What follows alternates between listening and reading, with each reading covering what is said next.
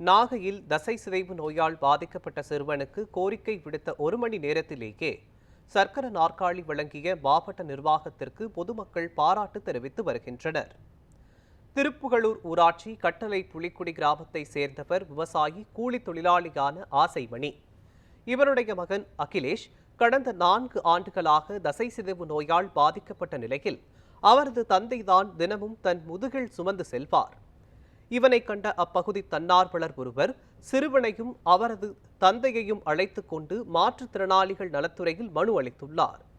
இதனை அறிந்த மாற்றுத்திறனாளிகள் நல அலுவலர் உடனடியாக சிறுவனின் நிலையை அறிந்து அரசு திட்டத்தின் மூலம் சர்க்கர நாற்காலி வழங்குவதற்கான நடவடிக்கை எடுத்தார். தன் மகனுக்கு உடனடியாக உதவி செய்த மாவட்ட நிர்வாகத்திற்கு சிறுவனின் தந்தை நன்றி தெரிவித்தார்.